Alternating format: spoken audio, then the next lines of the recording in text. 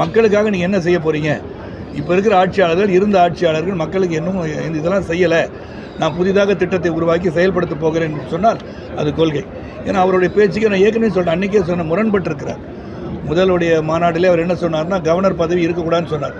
அவர் கவர்னரை போய் பார்த்துருக்கார். அப்போ கவர்னரை பார்த்ததுக்கு காரணம் என்ன அப்படின்னு பல பேர் என்னை கேட்டாங்க. அப்போ நான் கருத்து சொல்ல விரும்பல. அண்மையில் நான் கமலாலயத்தை கொடியேற்றும் போது நான் சொன்னேன், ஒருவேளை கவர்னர்கிட்ட போய் நேராக போய் நான் கவர்னர் இருக்கக்கூடாதுன்னு சொல்லிட்டேன், அதனால் நீங்கள் உடனடியாக இங்கேருந்து போயிருங்கன்னு சொல்லியிருப்பாரோ அப்படின்னு நான் ஒரு கேள்வி எழுப்புறேன். அதனால் when you say something, think well and say it. அதான் என்னோடய அட்வைஸ். எல்லாருக்கும் வணக்கம். நீங்கள் CREDAI real estate and developers association என்னை அழைத்து பெருமைப்படுத்தியதுக்கு ரொம்ப நன்றி. அந்த உண்ண உணவு உடை இருக்க இடம் என்பது ரொம்ப ரொம்ப முக்கியம். அதாவது அந்த இருக்க இடம்ன்றது எல்லாரும் கனவு வீடு கட்டணுன்றது மிகப்பெரிய ஒரு கனவு. அதை பூர்த்தி செய்து வைக்கின்ற ஒரு அந்த குரூப் தான் இவங்கெல்லாம். நல்ல இடமா பார்த்து அந்த பட்ஜெட்டுக்கு தகுந்த மாதிரி, அடுத்தது பட்ஜெட் கேள்வி கேட்பீங்க, பட்ஜெட்டுக்கு தகுந்த மாதிரி வீடு எப்படி வாங்குறது, இடம் எப்படி வாங்குறது, அது எப்படி கட்டுறது, என்ன மாதிரி வீடு கட்டுறது எல்லாம் சொல்கிறவங்க இவங்க. So they are actually go between ஒரு கனவு இருக்கின்றவர்களுக்கு கனவை பூர்த்தி செய்பவர்களுக்கு. அழைத்ததுக்கு ரொம்ப ரொம்ப நன்றி. And very happy to be here. Sir, அதான் பட்ஜெட் தான் சார். தமிழ்நாடுன்ற பெயரே இல்லை, முற்றிலுமாக புறக்கப்பட்ட இது பீகார் நிதிநிலை அறிக்கையெல்லாம் கூட எதிர்க்கட்சி தலைவர் முதலமைச்சர்லாம் சொல்லியிருக்காங்க. இதை எப்படி பார்க்குறீங்க? இல்லை, அதாவது பட்ஜெட் என்பது டோட்டலாக நம்மளுடைய தேசத்துக்கான பட்ஜெட் தான். இப்போ கிட்டத்தட்ட 5 லட்சம் கோடி போக்குவரத்து துறை, அப்புறம் மெட்ரோ இதுக்கெல்லாம் நாங்கள் செலவிடப்பட முடியும்னு சொல்லணும்னா அது த்ரூ அவுட் த கண்ட்ரிக்கு தானே. Metro develop through out the country. அதில் ஸ்பெசிஃபிக்காக தமிழ்நாடு, கர்நாடகா, கேரளான்னு அவங்க சொல்லலை. அங்கே இது இந்திய பாராளுமன்றத்தில் உருவாக்குவது நாட்டுக்காக போடப்படுகின்ற ஒரு பட்ஜெட்டை தான் நம்ம எடுத்து மொழிய தமிழ்நாடு பேர் சொல்ல, ஆந்திரா பேர் சொல்ல அப்படி எடுத்துக்காமல் பொதுவாக சிறப்பான ஒரு பட்ஜெட்டு நடுத்தர மக்களின் முன்னேற்றத்துக்கும் வாழ்வாதாரத்தின் முன்னேற்றத்துக்கும் உருவாக்கப்பட்ட ஒரு பட்ஜெட் தான் நம்ம சொல்லணும். இப்போ பார்த்தீங்கன்னா இப்போ 7 லட்ச ரூபா இருந்துச்சு, அது 12 லட்ச ரூபாய்க்கு இருக்கிறோம். ஆல்மோஸ்ட் 1 லட்ச ரூபா மாதத்துக்கு சம்பாதிக்க இப்போ டேக்ஸ் கட்ட வேண்டாம்னு ஒரு சூழல் உருவாயிடுச்சு. இப்படி பார்த்தீங்கன்னா நிறைய சொல்லிகிட்டே போனோம். அது இந்த இடத்துல வச்சு நான் சொல்லணும்னா கொஞ்சம் கஷ்டம். நிறையா விலாவரியாக சொல்ல வேண்டிய அறிக்கை கொடுத்துட்டு ஏற்கனவே திறந்த பட்ஜெட்டுன்னு அறிக்கை கொடுத்துட்டு எல்லாம் வந்திருக்குறாரு உங்களுக்கு. இருந்தாலும் என்ன சொல்கிறாங்கன்னா, தமிழகத்தை சார்ந்த நிதியமைச்சர் 8 முறை பட்ஜெட் தாக்கல் பண்ணியிருக்காங்க. இருந்தாலும் தமிழகத்துக்கு பெருசாக ஏதாவது பண்ணியிருக்கலாம் அப்படின்னு இல்லை, அதாவது தமிழகத்தில் இருக்கின்ற ஆட்சியாளர்கள் தமிழகத்தை எதுவும் சொல்லலைன்னு சொல்கிறது அவங்களுடைய எப்போதும் இருக்கின்ற ஒரு கூற்றாக தான் நான் எடுத்துக்கிறேன். ஆனால் என்னை பொறுத்த டோட்டாலிட்டி நான் பார்க்குறேன். நான் தேசத்தில் இந்தியா இருக்கிறது தான் தமிழ்நாடு. ஸோ இந்தியாவின் பெருமைக்காகவும் வளர்ச்சிக்காகவும் பொருளாதார முன்னேற்றக்காகவும் பண்ணியிருக்காங்க. அப்படி பார்த்தா பழங்குடி மக்களுக்கும் அந்த பெண்களுக்கெல்லாம் பட்டியலின பெண்களுக்கும் பழங்குடி சார்ந்த பெண்களுக்கும் 2 கோடி கடன் உதவி சுயதொழில் பண்ணுறதுக்கு அவங்க கொடுக்குறாங்கன்னு சொன்னால் அது it is not based only to north, it is also south.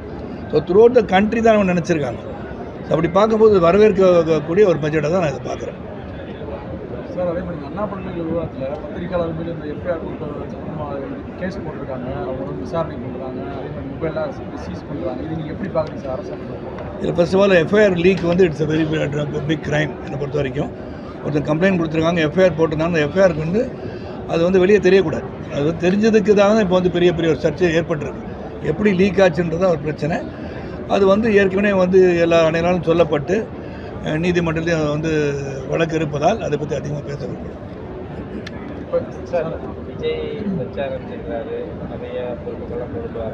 பொருட்கள் கொண்டு வராரு,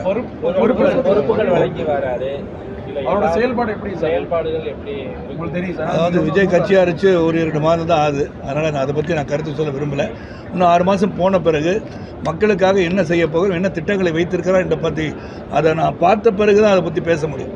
இல்லாட்டி நீங்கள் என்ன பண்ணுறான்னு சொன்னால் நான் ஒரு பொலிட்டிக்கல் அனாலிசிஸ் எல்லாம் பண்ணி ஒவ்வொருத்தரும் கட்சி ஆரம்பிக்கும் போது இந்த கட்சி எப்படி வரும்னு சொல்கிறோம். நான் இல்லை, நான் இருக்கின்ற கட்சி எப்படி இருக்குன்றதான கேட்டிங்கன்னா அதை சொல்லுவேன். சார், ஒன்றும் இல்லை, அவர் குறிப்பாக பேசுகிற விஷயங்கள்லாம் பாஜகவுக்கு எதிரான சில விஷயங்கள் பாஜக எதிராக பேசுகிறாரு. எப்படி பார்க்குறீங்கன்னா நீங்கள் பாஜக இல்லை, அது ஒரு கொள்கையாக இருக்க முடியாதுல்ல. நான் உங்களுடைய கொள்கை என்ன என்று சொன்னால் பாஜகவை எதிர்ப்பதும் திராவிட முன்னேற்றங்களை எதிர்ப்பதும் என் கொள்கை அப்படின்னு சொன்னால் அது கொள்கையாக எடுத்துக்க முடியாது. மக்களுக்காக நீங்கள் என்ன செய்ய போகிறீங்க? இப்போ இருக்கிற ஆட்சியாளர்கள் இருந்த ஆட்சியாளர்கள் மக்களுக்கு இன்னும் இதெல்லாம் செய்யலை, நான் புதிதாக திட்டத்தை உருவாக்கி செயல்படுத்த போகிறேன் என்று சொன்னால் அது கொள்கை. ஏன்னா அவருடைய பேச்சுக்கு நான் ஏற்கனவே சொல்கிறேன், அன்றைக்கே சொன்ன முரண்பட்டிருக்கிறார். முதலுடைய மாநாட்டிலே அவர் என்ன சொன்னார்னா கவர்னர் பதவி இருக்கக்கூடாதுன்னு சொன்னார். அவர் கவர்னரை போய் பார்த்துருக்கார். அப்போ கவர்னரை பார்த்தது காரணம் என்ன அப்படின்னு பல பேர் என்னை கேட்டாங்க. அப்போ நான் கருத்து சொல்ல விரும்பல. அண்மையில் நான் வந்து கமலாலயத்தை கொடியேற்றும் போது நான் சொன்னேன், ஒருவேளை கவர்னர்கிட்ட போய் நேராக போய் நான் கவர்னர் இருக்கக்கூடாதுன்னு சொல்லிட்டேன், அதனால் நீங்கள் உடனடியாக இங்கேருந்து போயிருங்கன்னு சொல்லியிருப்பாரோ அப்படின்னு நான் ஒரு கேள்வி எழுப்புறேன். அதனால் when you say something, think well and say it. அதான் என்னோட அட்வைஸ். வேறு நடிகர் சங்க கட்டிடத்துக்கு விஜயகாந்த் அவர்கள் பெயர் வைக்கணும்னு சொல்லி பரவலாக பேசுகிறாங்க. நடிகர் சங்கத்தில் நான் உறுப்பினரே இல்லை, அதனால் அதை பற்றி நான் பேச விரும்புகிறேன். நீங்கள் முன்னாள் தலைவராக இருந்தீங்க. முன்னாள் தலைவராக இருந்தேன், பட் அவங்க எடுக்கிற முடியும், எனக்கு முடிவு எடுக்கிற சஜஸ்ட் பண்ணுற அளவுக்கு நான் இல்லை. I'm not a member of Nadigar Sangam. கூட்டணி ஏதாவது சார் மாநில தலைவர் அண்ணாமலைஜி அதை பற்றி பேசுவார். நீங்கள் ஏதோ அந்த தலைவர் ரேஸில் ஏதாவது தலைவர் ரேஸ் இல்லையா, நான் ஒரு காரியகர்த்தாவாக இருக்கேன். திரு அண்ணாமலைஜி அவர்கள் மீது பெருத்த நம்பிக்கை வைத்திருப்பவன் நான். அண்ட் 2026 பாரதிய ஜனதா கட்சியின் ஆட்சி வருவதற்கு முழு முயற்சியை எடுப்பதற்காக காத்து கொண்டிருக்கின்றேன்.